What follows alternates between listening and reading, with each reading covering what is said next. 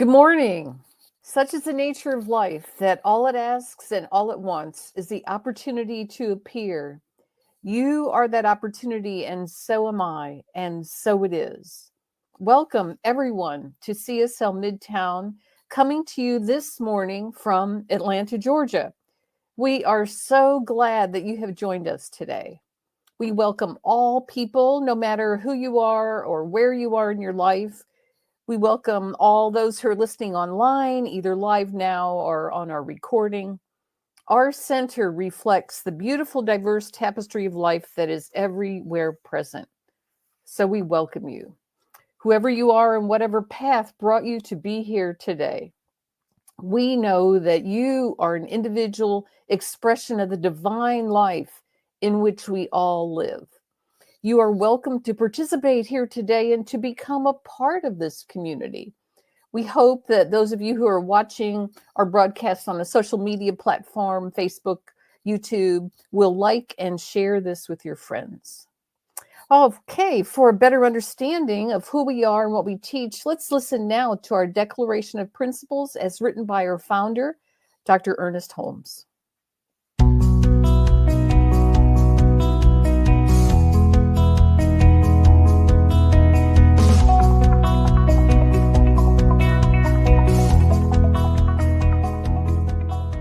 I believe in one God, one absolute power and first cause to all things.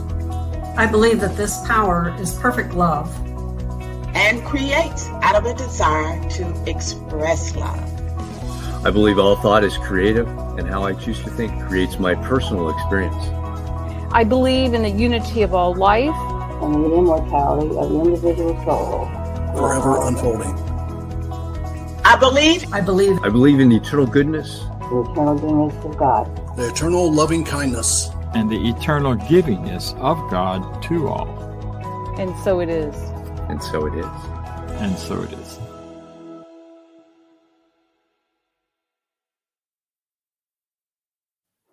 All right. My name is Judy Ailey, and I'm the moderator and practitioner for today's service. As we know, the theme for this year is Grand Rising. And today we are moving forward with the monthly theme for September, which is Pieces into Peace. Today's theme is Om Shanti Om. Today our intention is to raise the vibration of peace in our own lives and in the world. When we are feeling separated from the divine, peace is difficult to find.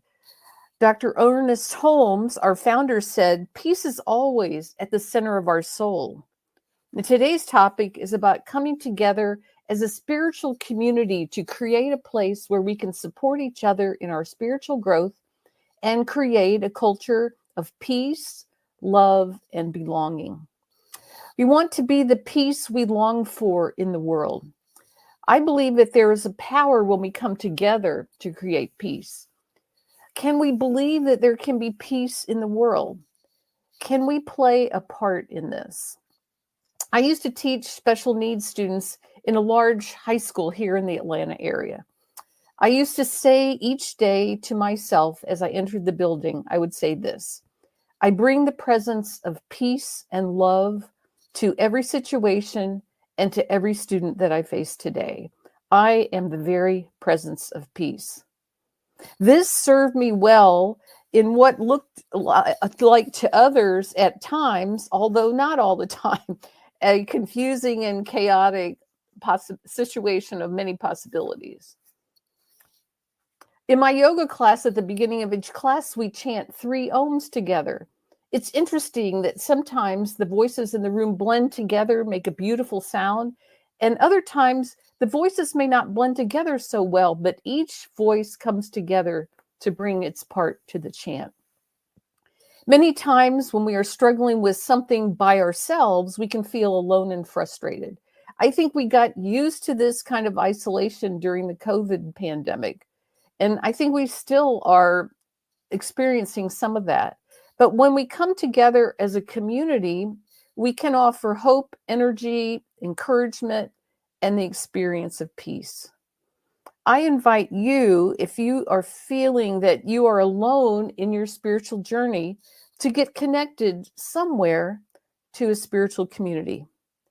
My experience is that this CSL Midtown is a great community to find that connection. Even though we meet most Sundays online, there are good opportunities to connect. Every Sunday at 10 a.m., come and join us for our 10 a.m. discussion group. We are reading and discussing the Science of Mind textbook. It's a great group, a good time to share ideas and to be connected with others on a similar journey, to receive support and treatment in areas that you are struggling. Also, at the end of each service, we have a short 10 to 15 minute discussion with whoever the guest speaker is of the day. You can join in with us on Zoom immediately following the service. You can find the link at cslmidtown.org. It's another great way to meet others in our community and to get connected. And of course, don't forget our once a month in-person service, usually the first Sunday of the month. However, only in October, it's the second Sunday of this month. So get connected. You don't have to struggle with your spiritual growth, with finding that peace alone. As we come together in community, we create a powerful presence of peace and love in the world. So you don't want to miss out on it. Together, we are creating a world that works for everyone, and a world that is filled with the possibility of peace and of peace itself. I'd like to lead us now in a spiritual mind treatment, which will be followed by music for reflection. As I offer these words in the first person, please accept this treatment for yourself. Just take a couple of nice, slow, deep breaths and allow your mind and your heart to be fully present right here and right now in this moment. And as I do this, I recognize and know that God is all there is, that this presence and power that we call life, that we call love, that we call peace, is everywhere present. It is in me, around me, through me, in all that I see around me that appears to be separate from me. It is there. And I know that this power in the present and this presence is a power for good.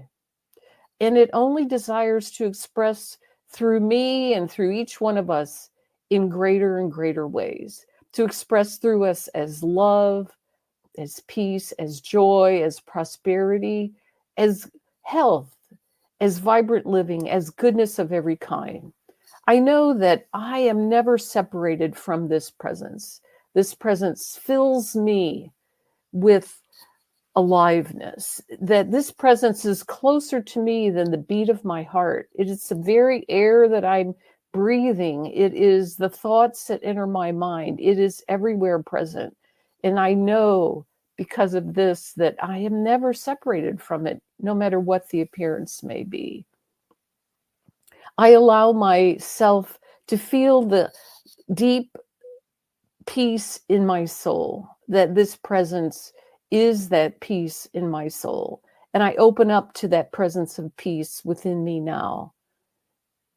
I affirm for myself and for all those who are listening, lives that are full of meaning, peace, love, and joy, that whatever situations that we may be facing that seem fearful or seem to have lack or limitation or frustration of any kind, that all of this can be transformed and moved to a new space, to a new way of looking at the situation, transformed into good.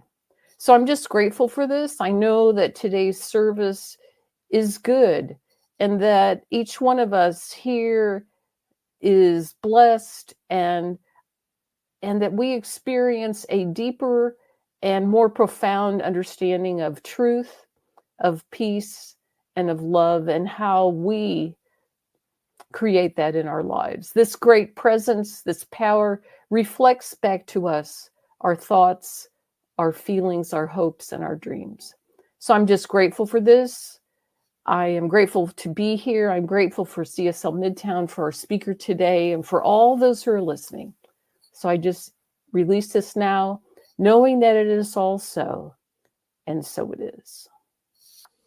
Well, this morning, we are pleased to be welcoming back to our center Reverend James Peak. He has spoken several times before, and we've always really enjoyed having him. So we welcome him back. He is an ordained CSL minister, and he served as a CSL minister for a local community in the past. He is currently the Director of Information Technology at the CSL Home Office in Colorado. He holds a degree in Management Information Systems and a master's degree in Consciousness Studies from the Holmes Institute. He lives in Colorado, and it sounds like he enjoys the great outdoors there. So we join me in welcoming back Reverend James Peak. So glad you're here today. Good morning. Good morning. It's wonderful to be able to join you virtually this morning. It's truly surprising that you're wanting to have me back. No, just kidding. But I do look forward to sharing some time and hopefully some wisdom with you. So the talk title was mentioned is Om Shanti Om. And the word Om is defined by Hindu scripture as being the original vibration of the universe. And by chanting Om as humans, it allows our mind to become aligned with the breath, which shifts the material absorbed mind, the focus of the mind on the material world, to a one-pointed single focus of spiritual realization. Now, Shanti means peace. So Om Shanti, peace would be that vibration of peace. And Sangha, you may have heard of the word in the past or understand what it is, but if you haven't, Sangha is a Sanskrit word from the Buddhist and the yogic philosophies, meaning spiritual community, a place where people come together to support each other's spiritual growth and practice a culture of love, peace, and belonging. So this morning, through this amazing technology, this virtual technology, we're coming together as a Peace Sangha, or a peace community. So I wanted to speak just really briefly about, what is so unique? Why come together in spiritual community?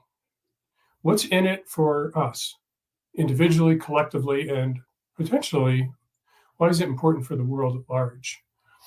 And see, it's very challenging sometimes in community because the requirements of living spiritually are different than the requirements in some of our other communities.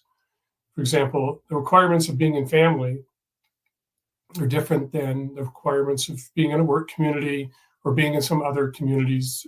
Maybe we're involved in other communities, other hobbies that we're part of a community around. But in spiritual community, it's a very unique thing because we are not only coming together in community that we do in other communities where we share stories and maybe feel a connection, but we're here really for a more dynamic and ultimately a purpose that is to reveal and express the nature of who we are.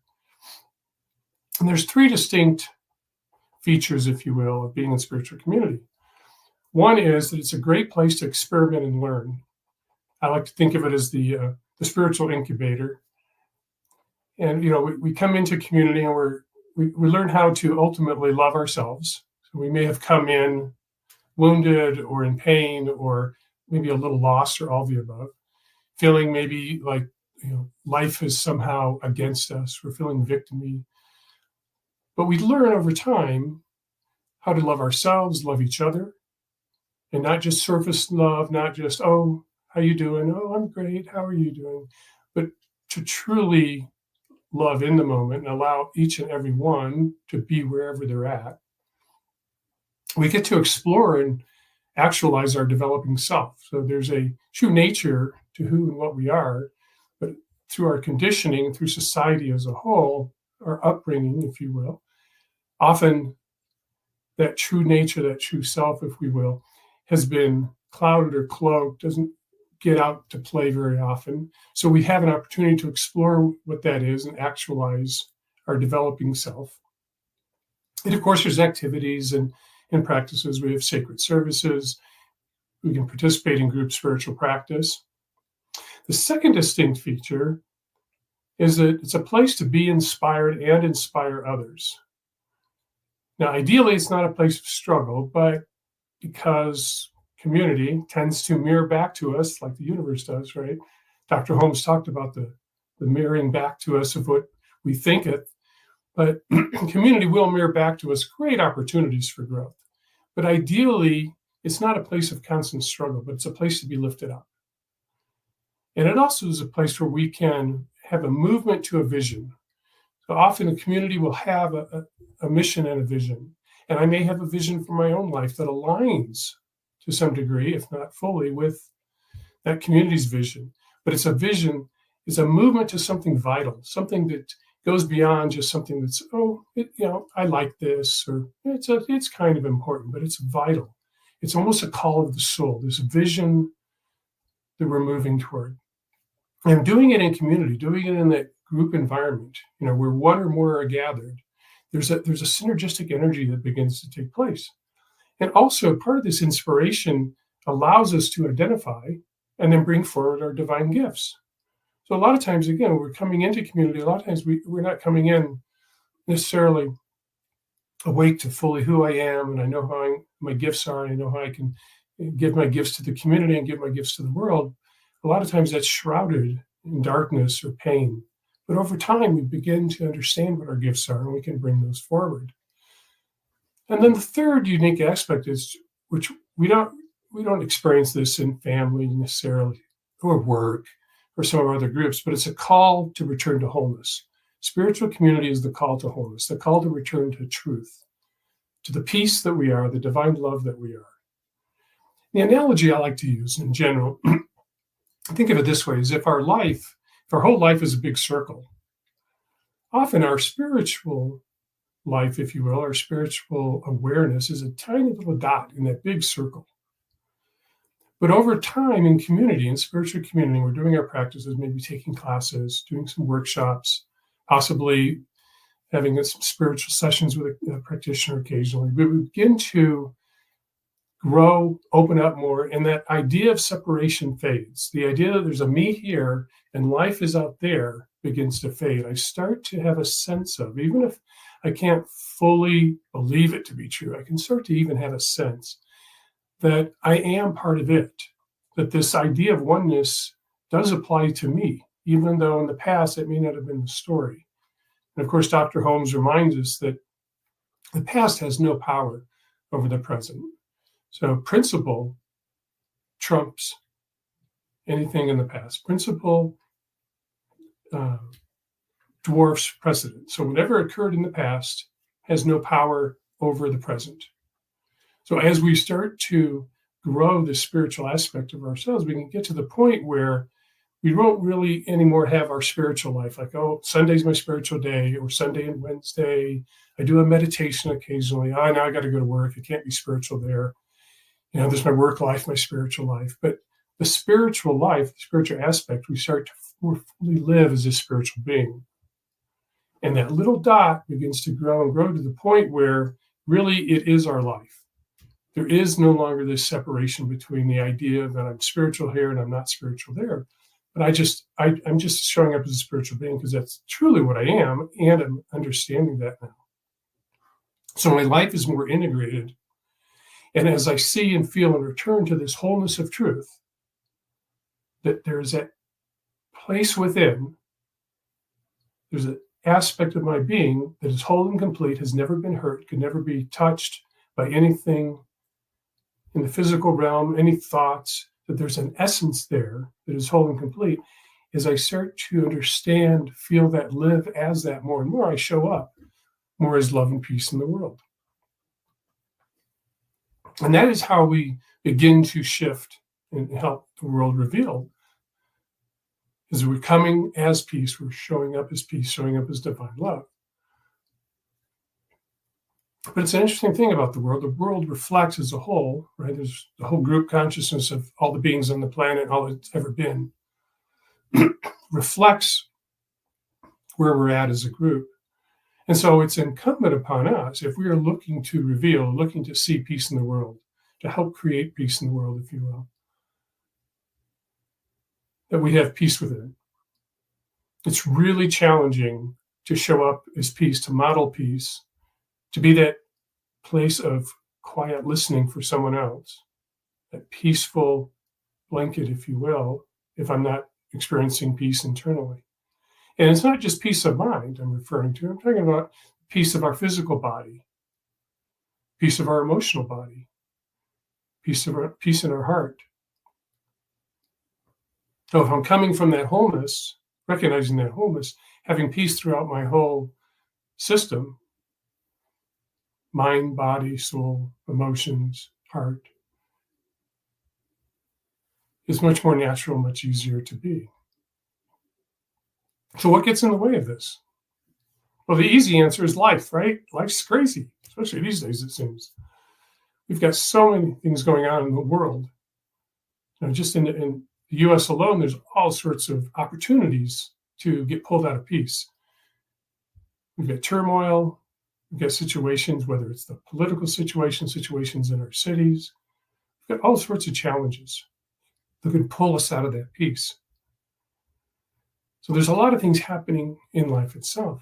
But the other challenge we have is just we have this thing called the ego. Now, when I say the word ego, what I'm referring to is the mental idea that there's a me that's separate from life. That there's a little energy, a little me in here. There's a person that is somehow not part of life itself, part of God, part of the one. So any of those ego beliefs or ego ideas are going to tend to, over time, create some turmoil, create some challenges. But what I found in my own life and working with others is that the most consistent barrier to peace, love, truth, oneness is the need and the desire for control. I don't know. Anybody else ever have issues with control? I don't know. Maybe you do. I'm guessing maybe. But when we look to control not only our own lives, which is challenging enough, but as crazy as it sounds, control others, we can really fall into this cycle of, really it's insanity, but this cycle of not feeling peaceful, more turmoil, suffering mentally, suffering emotionally, because the world is not operating the way we want it to. It's not doing the things that I'd like it to do. It's forcing me into situations sometimes that I absolutely do not like and I do not want.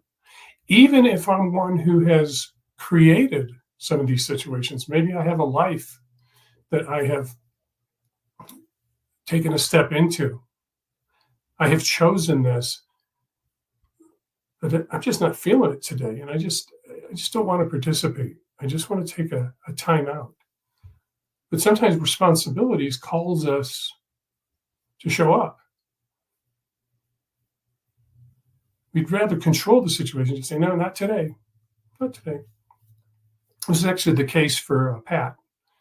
So one morning, Pat's mom was yelling upstairs to Pat that it was time to go to school. Pat didn't want to go to school. Pat was tired of school. Pat wanted a different outcome. Pat wanted to control the situation, even though there's other people involved. And of course, Pat's mom really wanted Pat to go to school. Pat's yelling, I don't want to go. And Pat's mom said, you have to go. But why do I have to go? And she finally just said, Pat, there's 3 reasons. I'm going to make it very clear for you. 1, it's time to go to school. School doesn't start in an hour. It starts soon. You have to go now. 2, people are depending on you. And 3, you're the principal. So in Pat's case, it was probably a good idea to go to school since Pat was the principal and had created that life. But it's very common that we may not want to participate. We may feel like, no, can't things just change? And that can lead to a lot of suffering, because anytime we're arguing with reality or arguing with what is, it can lead to suffering, mental suffering, emotional suffering. And we can also start to have things spin. And as things start to spin out of control, that egoic mind, that little voice, that little idea that wants to control everything really doesn't like it. Now, there's one response to the ego losing control. And it's like the deep visceral response is rage. So if you've ever raged yourself or been in the presence of somebody who's raging, all that's really going on is that sense of themselves that's separate has lost control of the situation. Things aren't going the way they want them to. And so the rage comes up and allows them to have a sense of control again. They may not be in control of the situation, but now they're in control of what's going on within them. And it's an attempt to control others. So it's a very, very visceral, it's like the root response when the ego's totally out of control and things aren't the way they want it. Now, another response is we can just feel lost and shut down and just take a time out. It's just things are out of control. It's too much. I'm just going to take a time out, which relatively healthier response than rage, certainly for those around us. But there's a third response. There's another response that can show up that actually can be the path back to wholeness, and that's surrender. So when we surrender, what we have to understand, it's still an ego experience. It's still, what's surrendering to the situation? What's surrendering? Well, it's the ego idea that's surrendering.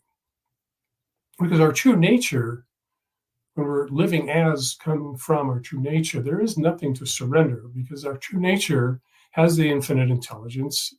It is omnipresent. It is divine love. And it's not identifying as being a person who needs anything in particular. It's not identifying as anything. So there's nothing that it needs to surrender or give up because it's just present. It's just ever present. But when the ego surrenders and finally waves the white flag and just says, okay, I'm dating the same person for the fifth time, even though it's a different person, different body, it's the same person, because I just can't seem to shake this theme of whatever's going on in my life. Or, I just haven't been able to manifest this thing over here that I think I really want. So maybe the fact that it's not showing up in my life, maybe it's really not to come forward. Maybe that's not what spirit as me is looking to create, but darn it, I want it. When I finally wave the white flag, for whatever reason, surrender, it opens a door to acceptance of what is. And I become more accepting of the situation, more accepting of what is. And the more subtle thing about acceptance is that it's actually opening the door to a deeper truth. It's opening the door to an acceptance that I am simply spirit incarnated, that I'm simply an expression of the one.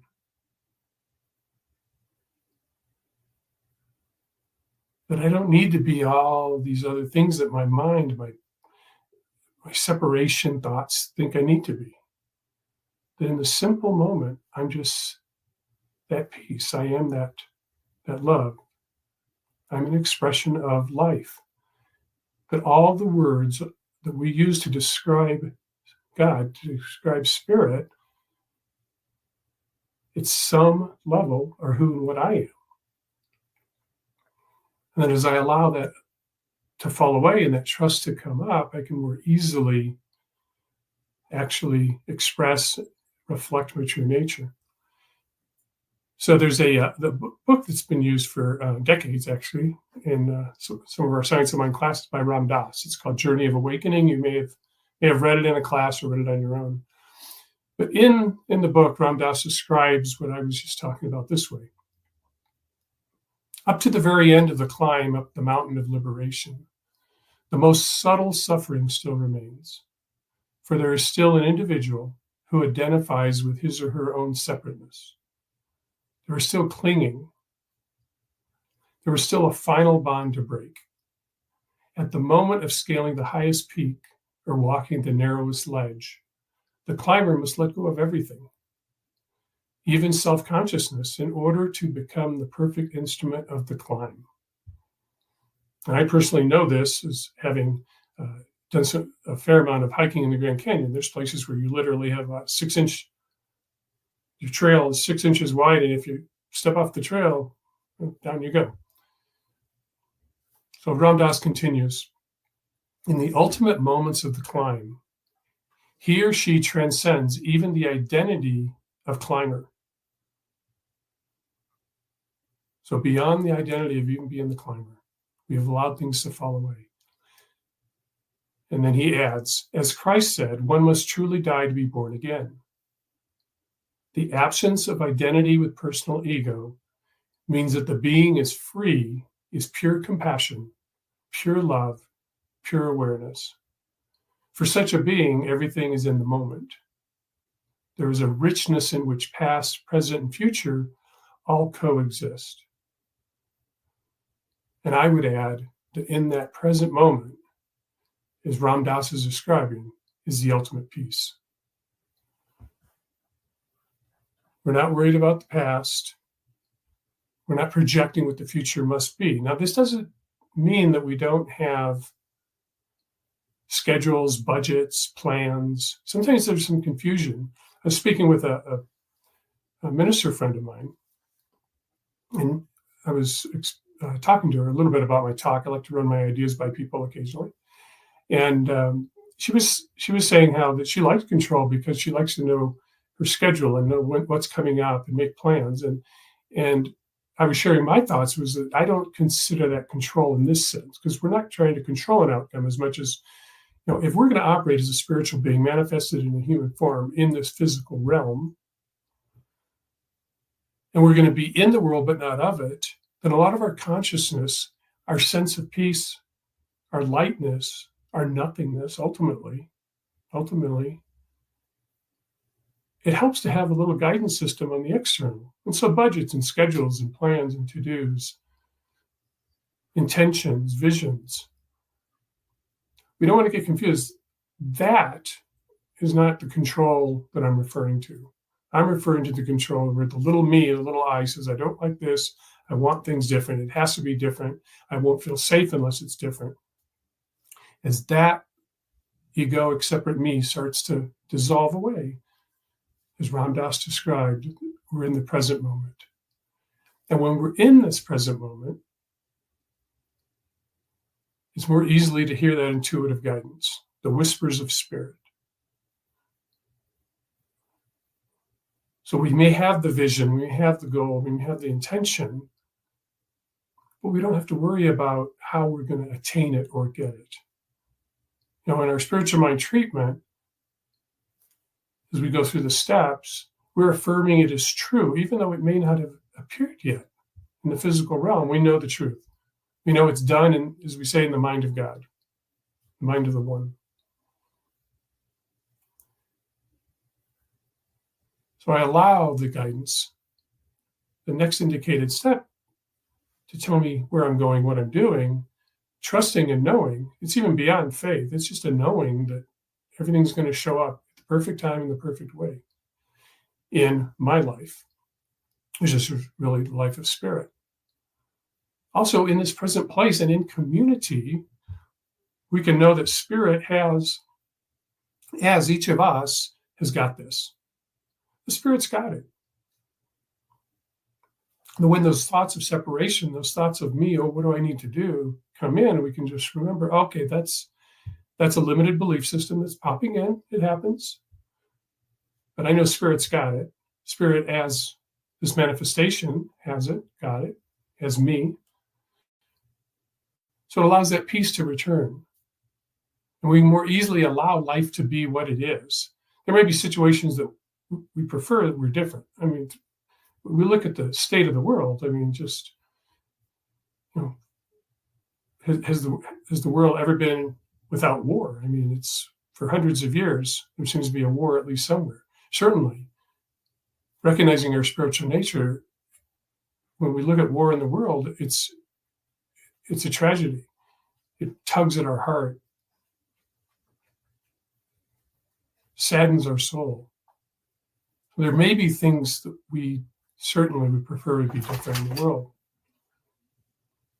But if we can say, okay, that is what it is, Now, what's my piece to do to help raise the vibration and allow for the potential for peace to come through? And again, peace in my beingness, showing up as peace, praying, knowing that the possibility for peace is real, regardless of what the appearance looks like in the world. So as we show up as peace, as love, as spiritual beings, and then together, we take this walk.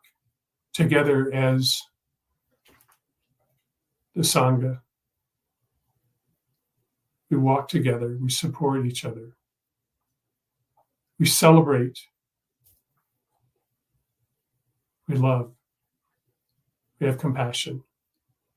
It's a rich, deep, deep walk, this thing called community.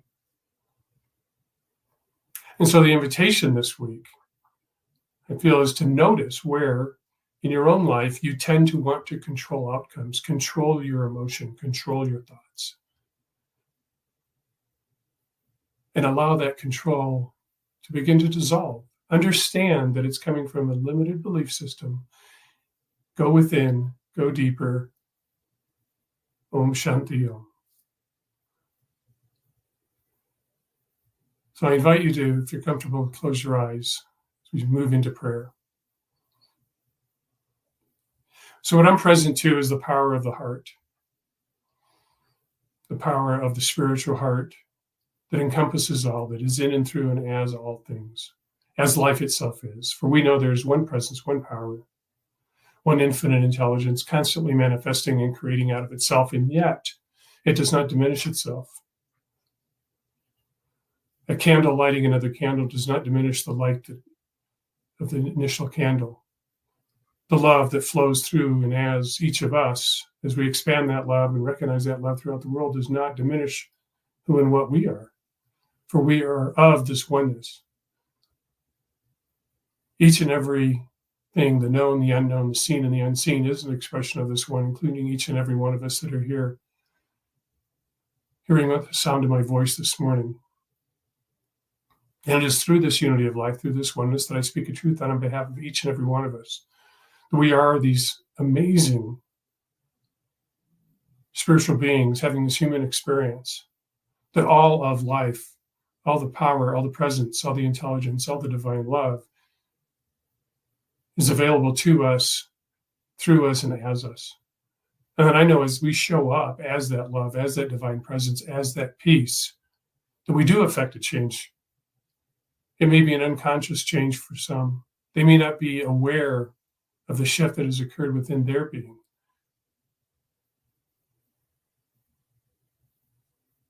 But love knows the truth. Regardless of the question, love is the answer. And that love brings peace. And so I simply give thanks for having this opportunity this morning to speak this truth, to recognize this truth, to know this truth for each and every one. And I give thanks for the law that simply takes the imprints of our thoughts and makes it so. It simply says yes, yes, yes. So I simply now release this treatment into that law, knowing it is done. There's nothing more to be done except to simply move forward in love, in peace. And we anchor in this truth by simply saying, and so it is. Namaste. Namaskar. Thank you, Reverend James. What an amazing talk and description of Om Shanti Om. The opportunity to give, to help in bringing all of these wonderful talks and ministers and different points of view to you every single week is right here, right now. You can donate at cslmidtown.org/donate. If you're on screen, you can click the QR code. It'll take you right to the site to do that donation. And we appreciate you for all of the contributions you all are giving to support the center, to keep us going. And it is working. And we are working on growing that as well. So say with me our affirmation of prosperity. I live in a universe of abundance. As I freely and joyfully give, I join in the divine flow, and all that I share with life returns to me multiplied abundantly. And so it is. And we got a few announcements. Next week, we have Reverend Jeff Radcliffe on Let There Be Peace. Thanks, Judy Ailey, this morning for being that intro moderator and practitioner today. The Sunday discussion group, which she talked about, is another piece of that community that Reverend James was talking about. Sunday mornings at 10 a.m., you can join the discussion group. They're going through the complete Science of Mind textbook. So you don't have to have read the section or anything, just come and join the discussion group. As a reminder, for the next in-person gathering in October will be this second Sunday in October 13th. So plan on being there. If you're in Atlanta, we would love to have you with us. I think that's it for the announcements. So on to our affirmation of life. I leave this place now, knowing something better than I knew before. I go forth into the world with a heart full of love and a mind full of good sense. I look at the world in a greater way, knowing that I have within me everything I need to create the life I desire. I give thanks for this understanding, and I am grateful for the spirit of life that lives through me. And so it is. Come, if you're online, join us over on the Zoom room. You can get there at cslmidtown.org, scroll down to Zoom, capture the passcode, and go to the link and join us for a discussion with Reverend James. Have a great week, everybody.